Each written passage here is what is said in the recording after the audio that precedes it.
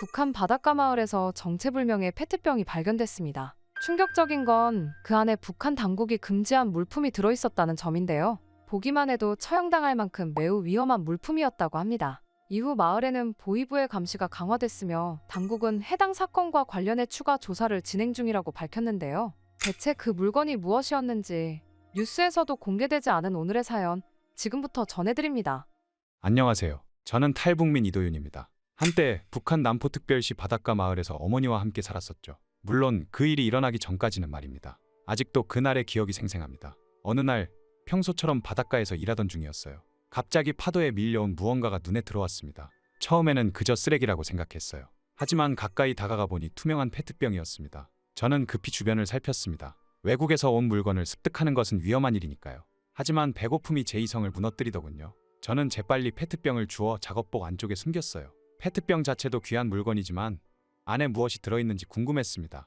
혹시 먹을 것일지도 모른다는 생각에 가슴이 두근거렸어요. 집에 도착하자마자 저는 문을 꼼꼼히 잠그고 창문의 낡은 커튼도 확인했습니다. 그리고 조심스럽게 작업복에서 페트병을 꺼냈어요. 그렇게 뚜껑을 열었을 때 저는 완전히 얼어붙고 말았습니다. 바로 하얀 쌀이 들어있었거든요. 그뿐만이 아니었습니다. 포장지에 구충제라고 쓰여있는 알약과 마지막으로 작은 USB가 나왔어요. 순간 어머니가 놀란 표정으로 저를 바라보셨습니다. 어머니는 이런 건 위험하니 당장 버려야 한다고 말씀하셨죠. 하지만 저는 그럴 수 없었어요. 쌀을 본 순간 그 어떤 위험도 감수할 각오가 생겼거든요. 얼마나 오랫동안 제대로 된 식사를 하지 못했는지를 생각하니 눈물이 날 것 같았어요. 저는 한 번만이라도 배부르게 먹어보자고 어머니를 설득했습니다. 결국 어머니는 조용히 고개를 끄덕이시며 조심해야 하고 아무도 알면 안 된다고 당부하셨죠. 물론 그때는 알지 못했습니다. 그 페트병이 우리 삶을 영원히 바꿔놓을 거란 사실을 말이죠. 이후 불을 피우고 쌀을 안 치자 집안에 익숙하지 않은 하얀 밥 냄새가 퍼지기 시작했죠. 평소에는 맡지 못하던 향기였어요.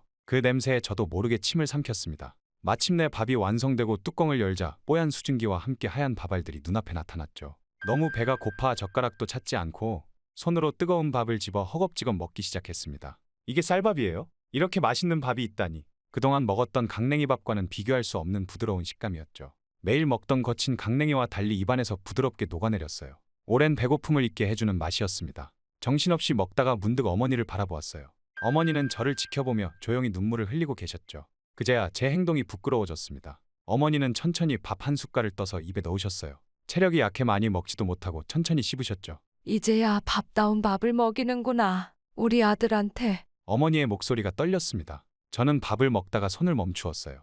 어머니의 말씀에 가슴이 아팠죠. 내 아버지가 살아계실 때는 그래도 가끔 쌀밥도 먹었는데. 그제야 깨달았습니다. 이 작은 쌀 한 줌이 우리 집에서는 너무나 귀한 것이라는 사실을요. 북한에서 배고픔이 일상이 된 현실이 얼마나 잔인한지 온몸으로 느꼈어요.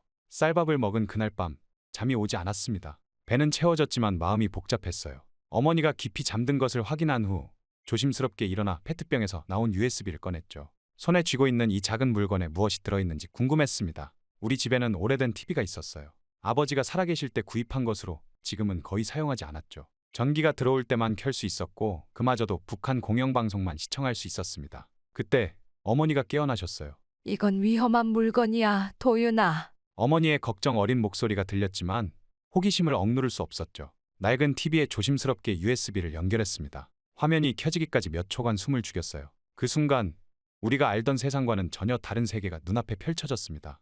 USB 안에는 나만의 뉴스, 드라마, 한국 노래 그리고 한국 사회를 설명하는 다큐멘터리가 담겨 있었어요. 서울의 밤 풍경이 화면에 나타났죠. 수많은 빌딩이 빛으로 가득 차 있었고 거리는 자동차로 붐볐습니다. 사람들은 다양한 옷을 입고 자유롭게 거리를 활보했어요. 식당에서는 고기를 실컷 먹고 쇼핑몰에서는 원하는 물건을 마음껏 구매했죠. 저게 정말 남한인가요? 믿기지 않았습니다. 우리는 항상 남한 사람들이 미국의 압제 아래 고통받고 있다고 배웠어요. 하지만 화면 속 그들은 행복해 보였죠. 자유롭게 말하고 웃고 먹고 여행했습니다. 다음 영상은 북한에 관한 뉴스였어요. 북한 주민들이 굶주리고 있다는 내용이 나왔죠. 실제 북한 마을의 모습과 영양실조로 고통받는 아이들의 사진이 화면에 비쳤습니다. 옆에서 지켜보던 어머니가 조용히 한숨을 내쉬었어요. 우리가 이렇게 사는 걸 저들은 다 알고 있었어. 하지만 우린 저런 세상이 있다는 것도 몰랐지. 어머니의 목소리에는 비통함이 묻어났죠. 오랜 세월 우리가 믿어왔던 모든 것이 거짓일지도 모른다는 생각에 머리가 어지러웠습니다. 한국 가수들의 화려한 공연 영상이 이어졌어요. 색색의 조명 아래 완벽한 안무로 춤추는 그들을 보며 놀라지 않을 수 없었죠. 우리가 보던 공연과는 차원이 달랐습니다. 어머니가 불안한 눈빛으로 창문을 확인하셨어요. 도윤아, 이런 건 보면 안 돼. 내가 다칠 수도 있어. 어머니는 USB를 치우려 하셨지만 저는 이미 그 안에 담긴 세상에 빠져들고 있었죠. 이것이 진실이라면 우리는 지금까지 어떤 세상에서 살아온 걸까요? 어머니가 주무신 후에도 작은 소리로 TV를 켜고 영상을 보았습니다. 그날 밤 이후로 며칠 동안 몰래 USB 속 내용을 반복해서 시청했어요. 매일 밤 새로운 세상을 조금씩 더 알아갔죠. USB 속 내용은 제 세계관을 완전히 뒤흔들어 놓았어요. 그 영상들을 보고 나서 더 이상 예전의 제가 아니었죠. 가슴속에 수많은 질문이 생겨났습니다. 이 질문들을 혼자 간직하기엔 너무 무거웠어요. 누군가에게 이야기하지 않으면 제 마음이 터져버릴 것만 같았습니다. 그러던 어느 날 밤 양식장에서 함께 일하는 친구 민석을 만났습니다. 그는 어릴 때부터 함께 자란 친구였죠. 따뜻한 저녁바람이 불던 그날 주변에 아무도 없는 것을 3번이나 확인한 후 목소리를 죽여가며 조심스럽게 USB에서 본 내용을 이야기했어요. 손톱이 파고들 정도로 손바닥을 꽉 쥐며 떨리는 마음을 진정시켰습니다. 나만은 우리가 배운 것과 완전히 다르다고 말했어요. 그 순간 민석의 얼굴에서 핏기가 싹 가셨습니다. 마치 유령이라도 본 듯 창백해졌죠. 그는 주변을 불안하게 살피며 제 팔을 너무 세게 잡아 멍이 들 정도였어요. 이건 위험한 거야. 말하지 마. 누가 들으면 우리 둘 다 끝이야. 민석의 공포에 찬 눈빛에 후회가 밀려왔습니다. 그의 경고가 옳다는 것을 곧 깨달았죠. 입을 열지 말았어야 했어요. 대화 이후 이틀 뒤 새벽 동이 트기도 전 갑작스러운 발소리와 함께 우리 집 문이 거칠게 두드려졌습니다. 문을 열자 검은 제복을 입은 보위부 요원 3명이 서 있었어요. 그들의 얼굴에는 감정이라고는 찾아볼 수 없었습니다. 얼음장 같은 눈빛이 저를 꿰뚫었죠. 그들은 허락도 구하지 않고 집 안으로 들어와 마치 태풍처럼 모든 것을 뒤엎기 시작했습니다. 의자는 뒤집히고 이불은 찢어졌으며 바닥 틈새까지 송곳으로 찔러보는 철저함이었어요. 어머니와 저는 벽에 붙어서 그들의 폭풍 같은 수색을 말없이 지켜볼 수밖에 없었습니다. 심장이 목구멍까지 올라왔어요. 다행히 USB는 집 밖 양식장 근처의 바위 틈, 아무도 찾지 못할 곳에 숨겨두었기에 발견되지 않았죠. 하지만 그들은 수색을 마치고도 떠나지 않았습니다. 오히려 더 위협적인 자세로 우리를 둘러쌌어요. 보위부 책임자가 반동 사상을 퍼뜨린 흔적이 있다는 신고가 들어왔다며 누가 한 짓인지 말하라고 했습니다. 그의 목소리는 얼음처럼 차가웠죠. 제 심장은 마치 달리기 경주를 하듯 미친 듯이 뛰기 시작했어요. 누군가 저를 신고한 것이 분명했습니다. 민석이었을까요? 아니면 다른 누군가가 어둠 속에서 우리 집 창문으로 TV 화면을 엿보았을까요? 제 목소리가 떨리며 우리는 그런 적이 없다고 말했지만 보위부 요원은 믿지 않았어요. 이웃이 우리 집에서 외국 영상을 보는 것을 목격했다고 했다는 말에 저는 공포에 사로잡혔죠. 제가 했습니다. 어머니의 목소리는 떨리지 않았어요. 단호했죠. 저는 충격에 몸이 굳었습니다. 어머니, 아니에요. 그게 아니라. 어머니는 제 말을 가로막으며 단호하게 고개를 끄덕였죠. 그리고 제 손을 꼭 붙잡으셨어요. 어머니의 손은 얼음장처럼 차가웠지만 그 힘은 놀라울 정도로 강했습니다. 마치 모든 생명력을 그 순간에 쏟아붓는 것 같았어요. 떨리는 입술로 제 귀에 작은 목소리로 속삭이셨죠. 말하지 마, 도윤아. 내가 살아야 해. 그 순간 제 영혼이 찢어지는 것 같았습니다. 눈물이 제 눈에 차올랐지만 흘릴 수조차 없었어요. 어머니의 손이 떨리는 것을 느꼈지만 그 눈빛은 제가 본 어떤 것보다도 확고했죠. 마치 모든 어머니의 사랑이 그 순간에 집약된 듯했어요. 제 아들을 지키기 위해 자신을 희생하는 어머니의 결단이었습니다. 보위부 요원들이 거칠게 어머니의 양팔을 붙잡았어요. 나무 토막을 다루듯 무자비하게 뒤로 꺾었죠. 어머니의 얼굴이 고통으로 일그러졌지만 소리 한 번 내지 않으셨어요. 반동사상 유포 혐의로 체포한다는 차가운 선고와 함께 어머니를 끌고 나갔습니다. 어머니는 마지막으로 저를 바라보며 희미하게 미소 지으셨어요. 그 미소에 담긴 사랑과 이별의 의미를 그때는 미처 깨닫지 못했습니다. 저는 절망 속에서 어머니가 끌려가는 모습을 지켜볼 수밖에 없었습니다. 몸은 움직이지 않았고 목소리는 나오지 않았어요. 단 한 발자국도 내딛지 못한 채 제 삶의 전부였던 어머니가 저 멀리 사라져가는 것을 바라만 보았죠. 문이 닫히는 소리가 마치 천둥처럼 울렸어요. 집안에는 무거운 침묵만이 남았습니다. 바닥에 주저앉아 한참을 울었어요. 어머니의 체온이 남아있던 손바닥을 꽉 쥐고 마치 그 온기가 사라지면 어머니도 영원히 사라질 것만 같았죠. 그 순간 제 인생에서 가장 소중한 사람을 잃었다는 현실이 거대한 파도처럼 저를 덮쳤습니다. 숨이 막힐 것 같았어요. 어머니가 끌려간 후 집은 무덤처럼 조용했어요. 텅 빈 방을 바라보며 밤을 지새우고 낮에는 기계처럼 일을 했습니다. 어딘가 어머니가 살아계시다는 희미한 희망만으로 하루하루를 버텼죠. 그러나 그 희망조차 곧 산산이 부서져 버렸습니다. 어머니가 끌려간 지 며칠 후 마을 관리소에서 통보를 받았어요. 딱딱한 목소리로 전달된 말은 너무나 잔인했습니다. 강영희 동무는 조사 중 사망했다는 짧은 선고였죠. 그 말을 듣는 순간 세상이 멈춘 것 같았어요. 숨을 쉬어도 공기가 폐로 들어오지 않는 느낌이었죠. 제 몸은 그 자리에 서 있었지만 영혼은 바닥으로 추락하고 있었습니다. 떨리는 목소리로 시신을 볼 수 있는지 물었지만 관리소장의 표정은 얼음장같이 차가웠어요. 시신은 돌려받을 수 없고 이유도 묻지 말라는 냉정한 대답뿐이었습니다. 그저 가서 일이나 하라는 말만 남겼죠. 어머니의 마지막 모습조차 볼 수 없다는 사실이 저를 더욱 무너뜨렸습니다. 어머니는 그렇게 제 삶에서 완전히 사라졌어요. 장례도 무덤도 없이 말입니다. 집으로 돌아온 저는 바닥에 무릎을 꿇고 울었어요. 눈물이 메마를 때까지, 목이 쉴 때까지 울었죠.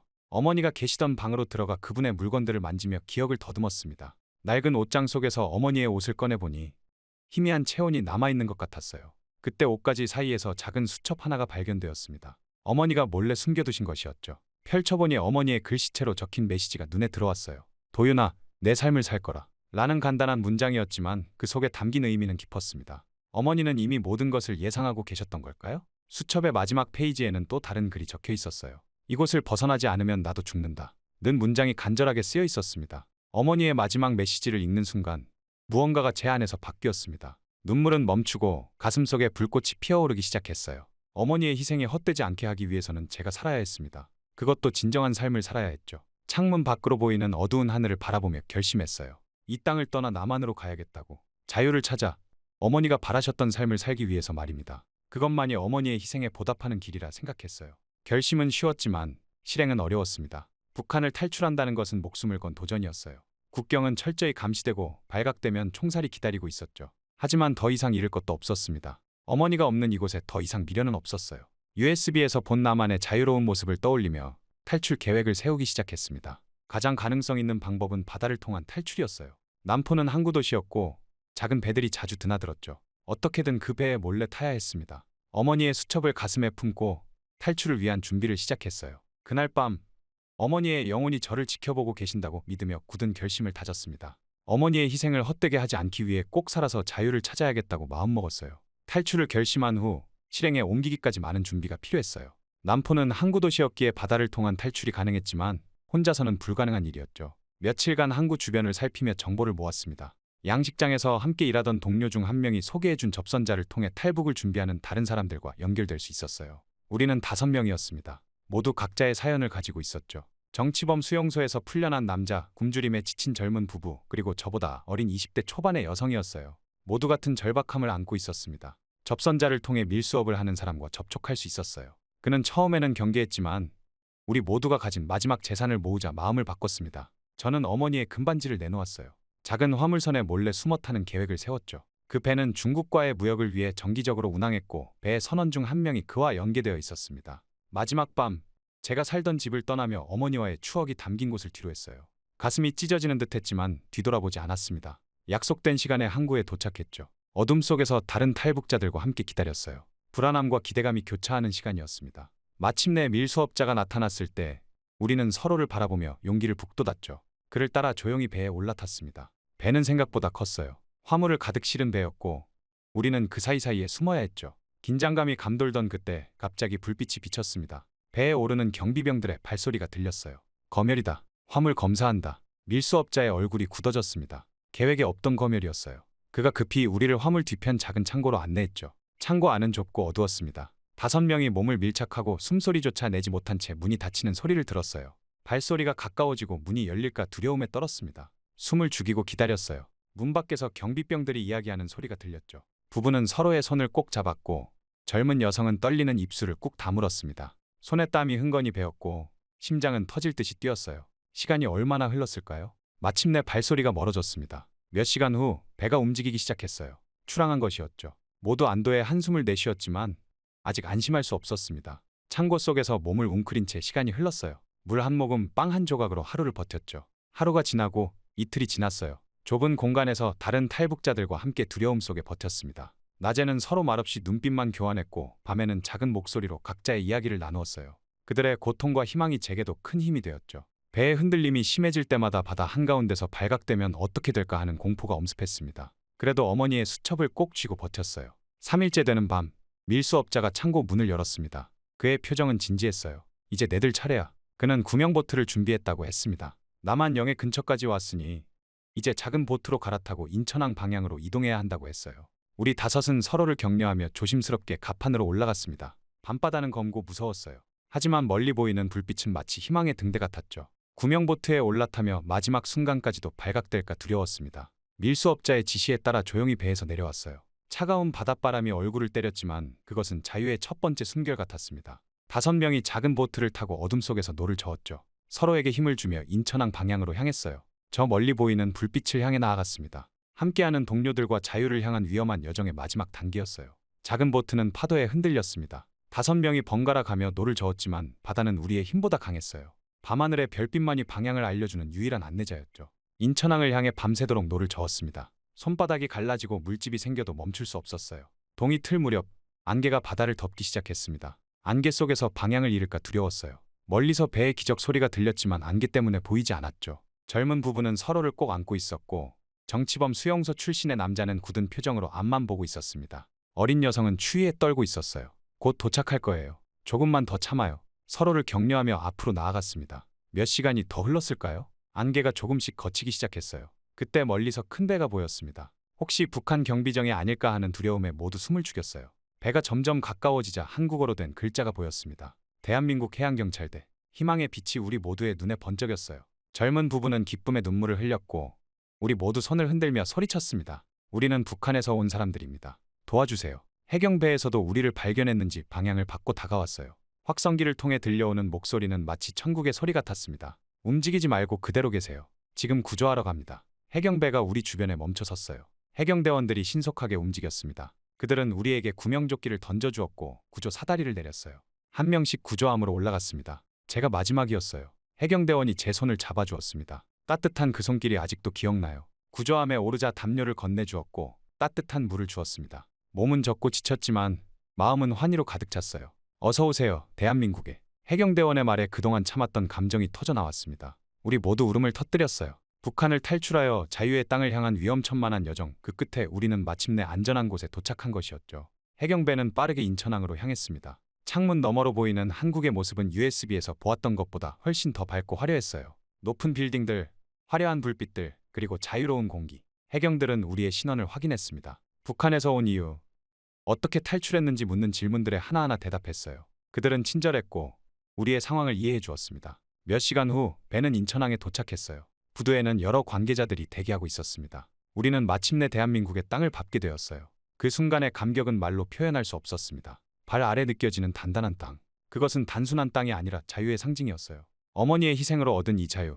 이제부터 시작될 새로운 삶. 저는 하늘을 바라보았습니다. 어머니가 그곳에서 저를 지켜보고 계시다고 믿었어요. 어머니, 저 도착했어요. 이제 자유롭게 살게요. 대한민국 땅을 밟은 후 저는 다른 탈북자들과 함께 국가정보원 합동신문센터로 이송되었습니다.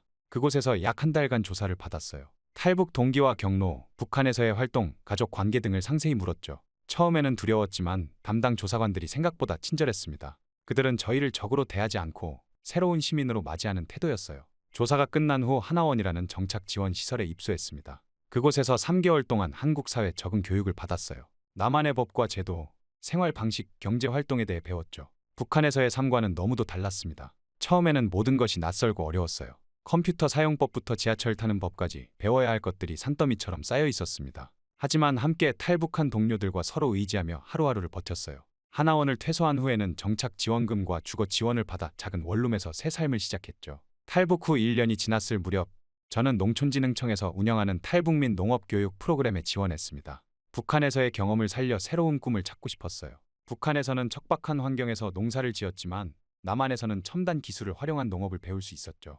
교육 과정은 쉽지 않았습니다. 농업 기술뿐만 아니라 경영 지식도 필요했어요. 밤늦게까지 공부하고 주말에도 실습장에서 시간을 보냈습니다. 그 과정에서 만난 남한 출신 농업 전문가들은 저를 친절하게 도와주었어요. 그들의 도움으로 점차 자신감을 얻어갔죠. 교육을 마친 후 저는 경기도 외곽의 작은 농장에서 일을 시작했습니다. 처음에는 단순 노동으로 시작했지만 곧 제 능력을 인정받아 점차 중요한 일을 맡게 되었어요. 북한에서의 경험이 오히려 강점으로 작용했죠. 척박한 환경에서 작물을 키우던 노하우가 유기농 농업에 도움이 되었습니다.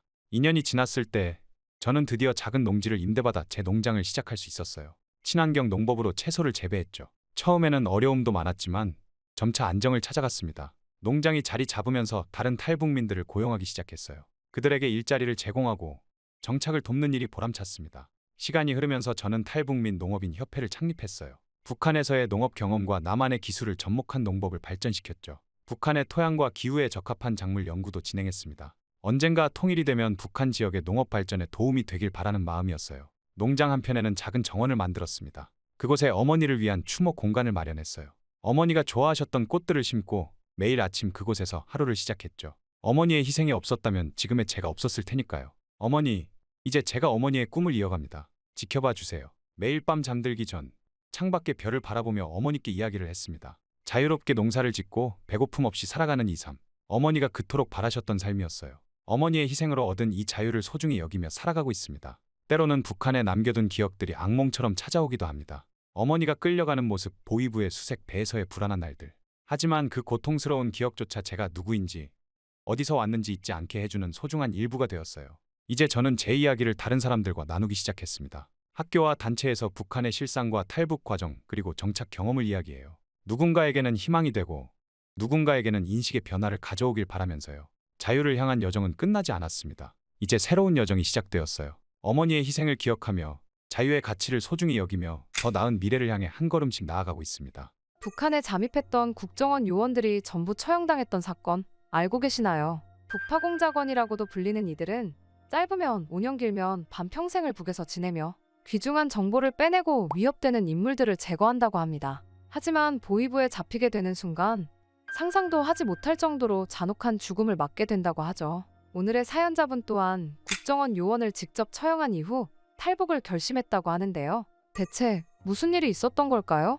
안녕하세요. 저는 김도연이라고 합니다. 한때 북한에서 보위부 중위로 복무를 했었죠. 그 사건이 일어나기 전까지는 말입니다. 그날도 평소와 다름없는 아침이 시작되는 줄 알았습니다. 하지만 상부에서 내려온 한 장의 문서가 모든 것을 바꿔놓았어요. 바로 남한 국정원이 우리 보위부 정보망에 침투했다는 첩보였죠. 순식간에 청사 전체가 비상상태에 돌입했습니다. 복도마다 긴급회의를 알리는 방송이 울려 퍼졌고 간부들은 분주히 오가며 긴급 지시를 전달했어요. 모든 요원들의 얼굴에는 긴장감이 역력했습니다. 저 또한 상부의 명령을 받고 박준영 대위님과 함께 작전실로 향했어요. 대위님의 표정은 여느 때와 같이 침착해 보였지만 왠지 모르게 긴장감이 느껴졌습니다. 하지만 그때는 알지 못했습니다. 그 긴장감이 불러올 재앙을 말이죠. 어느 날 제 모니터에 이상한 데이터가 포착됐어요. 대위님의 계정에서 발신된 패킷이 남한 IP로 전송된 기록이었습니다. 처음엔 단순한 오류라고 생각했죠. 하지만 상부에서는 이를 심각하게 받아들였어요. 김도연 중위, 박준영 대위에 대한 비밀 감시를 시작하라. 이는 최고위급 명령이다.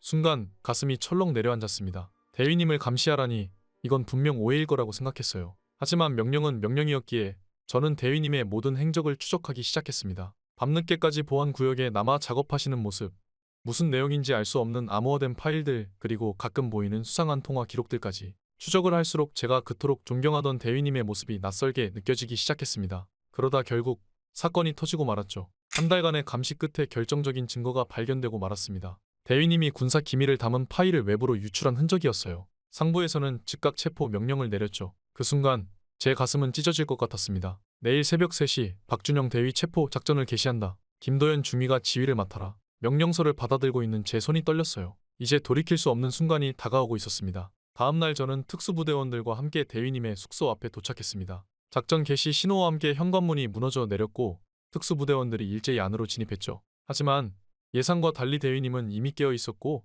창밖을 바라보며 앉아 계셨습니다. 뒤에서 다가가는 발소리를 들었을 텐데도 돌아보지 않으셨어요. 마치 오래전부터 이 순간을 기다리고 계셨다는 듯이 고요했습니다. 체포 과정은 놀라울 정도로 순조로웠습니다. 대위님은 어떤 저항도 하지 않으셨고 오직 제 눈을 똑바로 바라보셨을 뿐이었죠. 그 시선이 제 가슴을 더욱 아프게 했습니다. 하지만 이건 시작일 뿐이었어요. 상부로부터 직접 신문을 담당하라는 명령을 받았을 때부터 예감했던 무거운 시간이 시작되고 말았죠. 그래, 인정하마. 난 남한 요원이야. 대위님의 담담한 고백에 제 심장이 멎는 것 같았습니다. 이어진 말씀은 더욱 충격적이었어요. 도연아, 너도 봐왔잖아. 배급은 끊기고 주민들은 생존을 위해 장마당을 전전하고 있어. 아이들은 굶어 죽고 조금이라도 체제에 반하는 행동을 하면 사라지지. 이게 정상이라고 생각하나? 이런 체제의 부조리를 세상은 알아야 해. 대위님의 말씀이 제 마음을 흔들어 놓았습니다. 하지만 저는 냉정을 유지해야만 했습니다. 책상 위에 놓인 증거 자료들을 하나씩 펼쳐 보였습니다. 남한으로 전송된 군사기밀들, 암호화된 통신 기록들, 그리고 주요 시설의 도면들까지.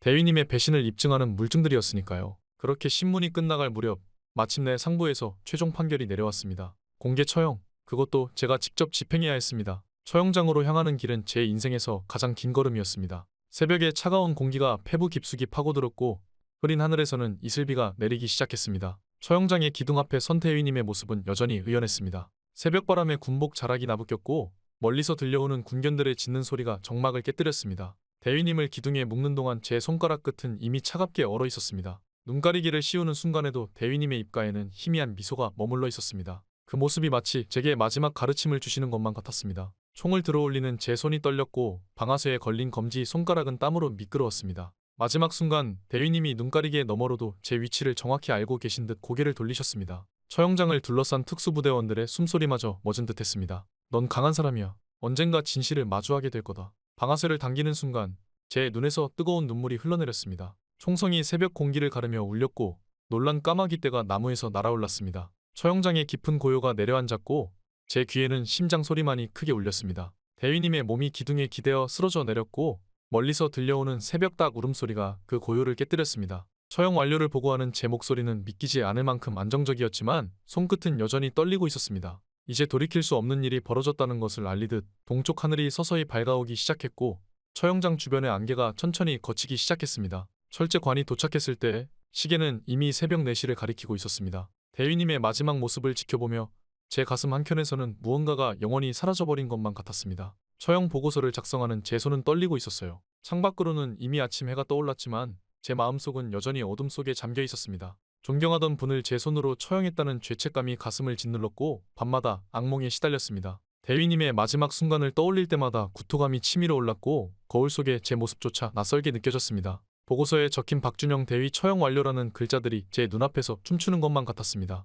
처형장에서 돌아온 지 일주일이 지났지만 대위님의 마지막 모습은 계속해서 제 눈앞에 맴돌았습니다. 밤마다 꿈에서 그분의 마지막 미소를 보았고 깨어나면 온몸이 식은땀으로 젖어 있었습니다. 언젠가 진실을 마주하게 될 거야. 그 마지막 말씀은 마치 저주처럼 제 귓가에 맴돌았습니다. 보위부 청사의 분위기도 달라졌습니다. 예전에는 따뜻한 인사를 건네던 동료들이 이제는 저를 마주치면 고개를 돌렸고 복도에서 마주칠 때면 서둘러 자리를 피했습니다. 그들의 눈빛에서 의심과 경계를 읽을 수 있었습니다. 박준영 대위의 가장 측근이었던 제가 어떤 영향을 받았을지 모두가 궁금해하는 듯했습니다. 상부의 감시도 날로 심해졌습니다. 제 책상 위에 서류들이 미세하게 흐트러져 있는 것을 발견했고 컴퓨터 접속 기록도 누군가 검토하고 있다는 흔적이 역력했습니다. 심지어 퇴근 후의 행적까지 누군가가 감시하고 있다는 느낌을 지울 수 없었습니다. 어느 날 밤 늦게까지 사무실에 남아 서류 작업을 하고 있었습니다. 피로에 지친 눈을 비비며 잠시 허리를 펴려 일어섰을 때였습니다. 책상 모서리에 걸려 넘어지면서 손이 책장 뒤쪽을 짚었는데 그때 무언가가 걸리는 감촉이 있었습니다. 호기심에 손을 뻗어 더듬어 보니 책장 뒤편에 봉투가 하나 테이프로 붙어 있었습니다. 조심스럽게 떼어내어 보니 누렇게 변색된 봉투였고 제 이름이 적혀 있었습니다. 순간 심장이 멎는 것 같았습니다. 대위님의 필체였습니다. 주변을 살피며 조심스럽게 봉투를 열었습니다. 안에는 낡은 쪽지 한 장이 들어 있었습니다. 도연아, 내가 이 글을 읽고 있다면 내가 말했던 진실이 내 안에 자리 잡기 시작했을 거야. 너라면 체제의 거짓을 깨닫고 자유를 찾을 수 있을 거라고 믿는다. 손이 떨려왔습니다. 쪽지 아래에는 이상한 숫자들의 나열이 있었습니다. 수년간의 암호 해독 경험으로 보아 이것이 단순한 숫자가 아니라는 것을 직감할 수 있었습니다. 그날 밤 사무실에서 나오지 않고 암호 해독에 매달렸습니다. 대위님과 함께 일하면서 사용했던 모든 암호화 방식을 시도해보았습니다. 새벽이 되어서야 마침내 해독에 성공했습니다. 제 눈앞에 펼쳐진 진실은 충격적이었습니다. 거기에는 우리 체제의 실상이 낱낱이 기록되어 있었습니다. 주민들의 강제수용소 실태, 고위 간부들의 부정부패, 해외 원조물자의 착복 내역 그리고 주민들의 처형 기록까지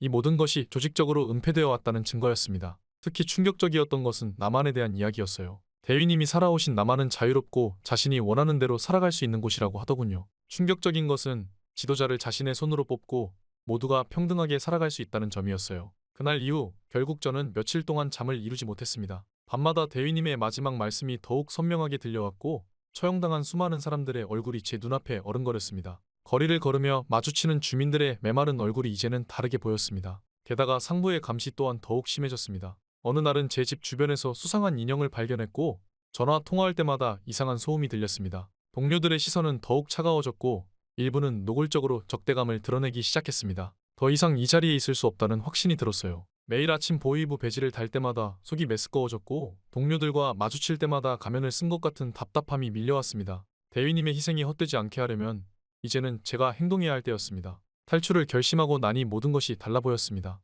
보위부의 일상적인 감시망, 검문소의 배치, 국경 지역의 경비 상황, 제가 그동안 체제를 위해 쌓아온 모든 지식이 이제는 탈출을 위한 도구가 되었죠. 다행히 대위님이 남기신 암호화된 자료에는 탈출 경로도 포함되어 있었습니다. 여러 차례 탈북자들을 검거하면서 알게 된 경로와 비교해보니 대위님의 루트가 얼마나 치밀하게 계획된 것인지 알 수 있었어요. 한 달간 은밀히 준비했습니다. 대위님이 남기신 자료에는 국경 경비대의 교대 시간표부터 순찰 경로, 감시 카메라의 사각지대까지 모든 것이 기록되어 있었습니다. 거기에 제가 보위부에서 얻은 정보들을 더해 완벽한 탈출 계획을 세웠습니다. 대위님은 심지어 중국에서 태국까지 이어지는 안전한 탈출 경로까지 상세히 기록해 두셨죠. 필요한 물품도 조금씩 모았어요. 월급으로 검은 시장에서 압축 식량을 구했고 방수 의료와 지도, 나침반도 준비했습니다. 가장 중요한 것은 대위님의 자료였습니다. USB에 복사해 방수팩에 넣어 항상 몸에 지니고 다녔습니다. 그리고 마침내 탈출 날짜를 정했습니다. 11월 말, 겨울이 시작되기 직전이었습니다. 강이 완전히 얼기 전이라 경비가 느슨해지는 시기였죠.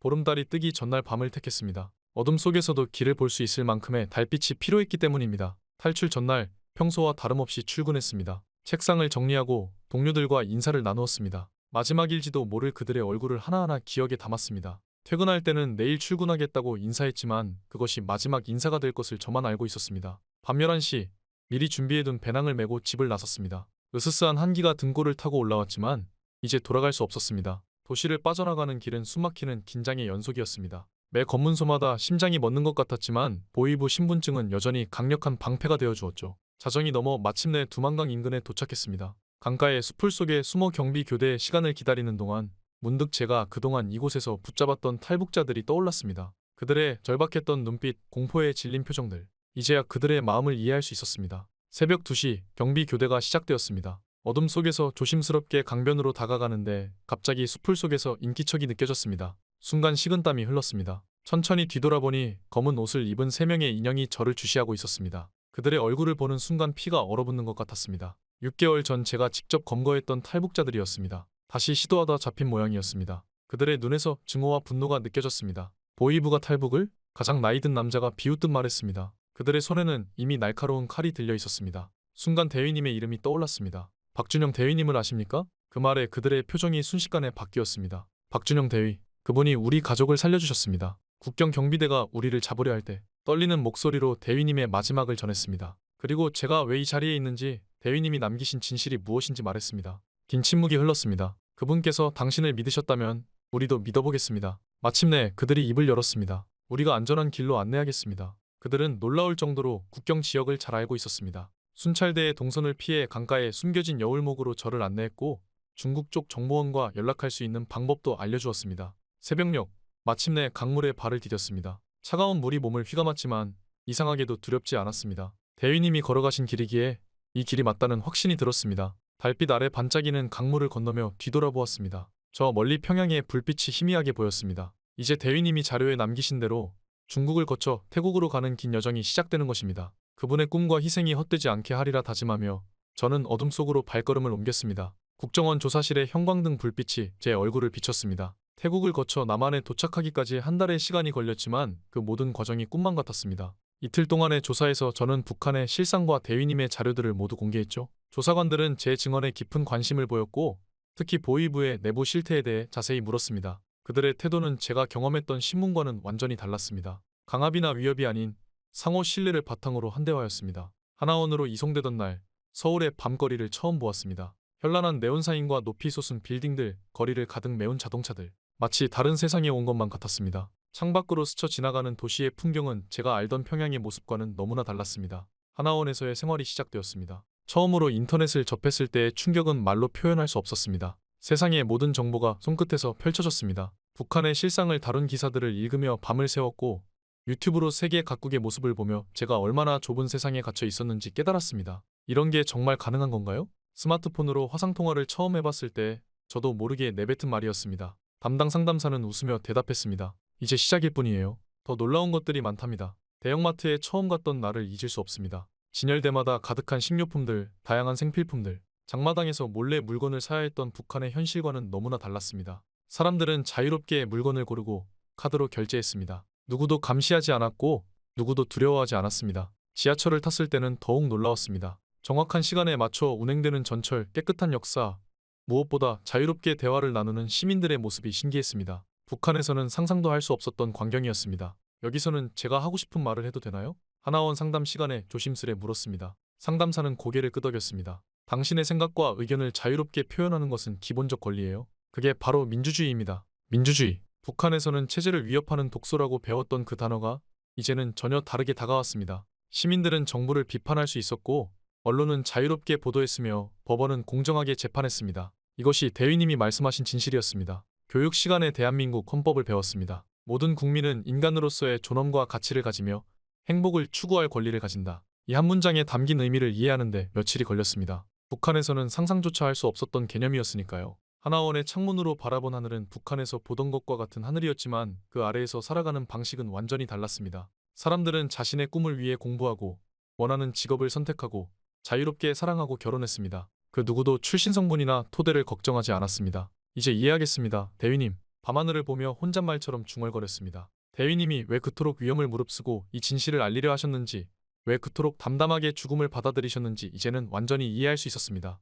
매일 밤 북한에 남아있는 사람들을 생각했습니다. 여전히 감시와 통제 속에서 살아가는 그들, 자유를 꿈꾸지도 못하는 그들, 하루하루의 생존을 위해 발버둥치는 그들, 그들에게도 이런 삶이 가능하다는 것을 어떻게 알릴 수 있을까 고민했습니다. 하나원의 교육이 끝나갈 무렵 저는 굳은 결심을 했습니다. 북한 주민들의 자유와 인권을 위해 제 삶을 바치리라고 말입니다. 대위님이 그러셨듯이 저도 이제 진실을 알리는 일에 제 인생을 바치고 싶었습니다. 북한 인권단체에서 활동하거나 언론을 통해 증언하거나 어떤 방식으로든 고통받는 북한 주민들의 목소리가 되어주고 싶었습니다. 이것이야말로 대위님의 희생에 보답하는 길이라 믿었습니다. 남한에서의 새로운 삶이 시작되었습니다. 처음에는 모든 것이 낯설고 두려웠지만 하루하루 새로운 것을 배우며 조금씩 적응해갔습니다. ATM 기계 사용부터 지하철 환승, 스마트폰 앱 사용까지 매일이 새로운 도전이었습니다. 하지만 이제는 두렵지 않았습니다. 이곳에서는 실수해도 되고 모르는 것을 물어봐도 되고 새로운 것을 시도해도 되니까요. 무엇보다 제가 선택한 길이 옳았다는 확신이 있었습니다.